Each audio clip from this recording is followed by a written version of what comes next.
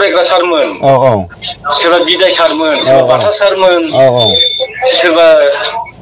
फेरेंगा सारमोन बिसोरथ' आरे जोंखौ सानदों नामा जेलाव थानायखाय जोंल' जागोन होननानै जोंल' जाया बियो बिसोराबो चार्जशिट दाखिल जाखानायखा आं नै कर्टआव दंफैयो साबेसे फैदों जोङो 9 जन दंलै जोबथि सायाव दोनजानाय एक्स एनडिबिजों फन रायलायदों आरो कल रेकर्डिं खालामदों बेखौबो जों खोथा सावरायगोन बा बेनि सायावबो जोङो भिडिअ लाबोगोन आरो लोगोसे आलफा उदां उदखारि आफादा 12 लाख रां दाबिदों बेनि सायावबो जों खोथा सावरायगोन खुलुमबाय नोंथांमोनखौ बयखौबो बरायबाय दिनै जोङो मोननै टपिकआनो जाहैबाय मोनसे आलफा उदांनि मोनसेया जाहैबाय जोंनि एक्स एनडिबिनि बारग' मावथिफोर जाय बारग' मावथिफोर बिथांमोना जोबसिलाव दङ दा बिथांमोना माखासे कल रेकर्डिंनि गेजेराव फोरमायहरदों बे कल रेकर्डिं बिथांमोना खोनासंग्रोबानो जाबाय आरो बे कल रेकर्डिंखौ जोंहा गौपुर बिआर चेनेल अदेबानि बि राजा बिथांनि चेनेलाव होनाय जादोंमोन मैयाहाय मोनायाव आं दा बेखौनो ससे प्ले खालामनानै बेखौ खोनासंबानो जाबाय अब्लानो गासिबो खोथाखौ मिथिगोन फरायग्रा सारमोन सोरबा बिदाय सारमोन सोरबा बाथा सारमोन सोरबा फेरेंगा सारमोन बिसोरथ' आरे जोंखौ सानदों नामा जेलाव थानायखाय जोंल' जागोन होननानै जोंल' जाया बियो बिसोराबो चार्जशिट दाखिल जाखानायखा आं नै कर्टआव दंफैयो साबेसे फैदों जोङो 9 जन दंलै माबा मा नाममोनलाय सानसुमा खुंगुरजों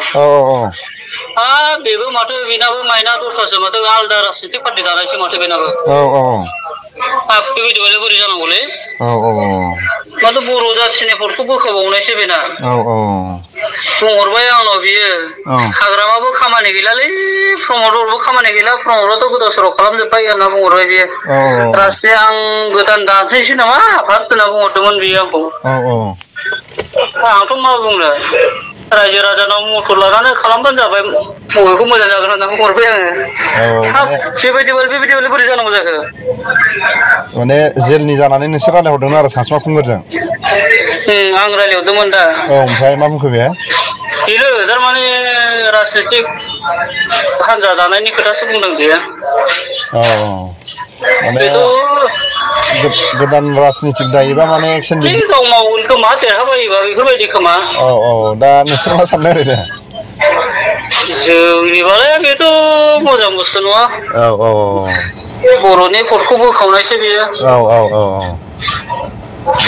थिग जानाय नङा आरो बेयो रायजो राजाफ्रा मदद होयोबालाय जोंलाय बुंना मा दरखार जोंथ' रावबो राजनितिक हान्जाजों माबाबो गैया लोब्बाबो गैया जोंहा जों जेलनिफ्राय गनाय बेखौल'सो लुबैयो जोङो सोर मा खालामो खादों जायआनो देरहाया माथों बर' जाथिनि जौगानायनि खामानि मावबानो जाबाय आरो जोंथ' जेबो बुंनो हाला जोंहा जेलावनो थानाय सेवखानायसो जों गबानो हामबाय बेखौल'सो सानो जोङो जोंखौ मानसिफोरा आं दाख्लै माबा देरहासार इस्लारिनियाव फैदोंमोन ना थारमाने बेहाय माखासे मानसिफोरा बुंदों आरो खोनानो मोनदों आरो आं गोबां मानसिजों रायज्लायदोंमोन नालाय थारमाने बिपिएफनि जानानै बुंनाय बिपिएफनि माबाजों बिपिएफजों माइन्ड वास खालामजानाय माने बेफोरबायदि खोथा बुंदों आरो आं खोनादों आरो बेफोरबायदि माखासे बुंहरदों आरो हाब बेबायदिथ' नङाना जों रावबो राजनितिक हान्जाजों जों लोब्बायानो गैया जों रावबो राजनितिक हान्जाजों जों रावबो लोगो लाफैया जोंखौ लोगोखौनो लाफैयाखै दिनैसिम रावबो जोंखौलाय मानो बेबायदि बुंनांगौ जाखो जों दिनै सोरबा जेनेबा इउपिएल सरकारखौ बखिदों इउपिएल सरकारखौ जोंथ' बखिनांखागोन ना सरकारसो बिसोरसो सरकारा दा जोंखौ बहननायनि मेन दायथ'आनो बिसोरनावसो नालाय दा जोंखौ बिसोर बहनाखै नालाय जोंथ' बिसोरनि सोमोन्दै जोंथ' एसे एनै बुंखानांगोन ना दा बेखौ बुंनानै जों अबेबा मोनसे साइडजों जों सापर्ट खालामो राजनितिक हान्जाजों बे खोथा नङाना जोंथ' रावजोंबो सापर्ट गैया सापर्ट गैया माने जों लोब्बा गैयाना रावजोंबो बेफोरबायदि मानसि बुंग्राफोरखौ जों बुंनो सानो आरो जोंनि दुखु दाहाखौलाय बिसोर मा बुजिनो जों जेलाव थानानै जोंसो मिथिगौ जों दिनै गावनि निजा केसाव जों फैयाखै जों दिनै जेनिफ्राय गनाय बे बुस्थुखौल' जोङो लुगैयो आरो बिदि अबेबा मोनसे राजनितिक हान्जाजों सापर्ट दं मा दं होननायखौ बे गोरोन्थि आरो गोरोन्थि बाथ्रा बेफोरो सोरनि पार्टिया बुंखो ओरैनो जेनेबा एबसुआव थाग्राफ्रा बुंबाय इउपिपिएलनिया बुंबाय बेबायदि आरो बे सैथो बाथ्रा नङा बेयो जायगाया बे जोंजों रावजोंबो माबा गैया जों रावबो राजनितिक हान्जाजों जों रावबो सोमोन्दो गैया जोंजों रावबो रायज्लायफेराखै रावबो राजनितिक हान्जाया जों बेबायदि बुंनाङा आरो दुखुनांथाव बाथ्रा आरो दा माबाया फंबाया मा खर' फैदों नामा आं नै खर'आव दंफैयो साबेसे फैदों जोङो 9 जन दंलै नोंथांमोना खोनाखाबाय जानांगौ गोबां साननो गोनां बाथ्रा माखासे कल रेकर्डिंखौ आं खोनाबाय दा बेनि गेजेरावनो माखासे एकदमबारे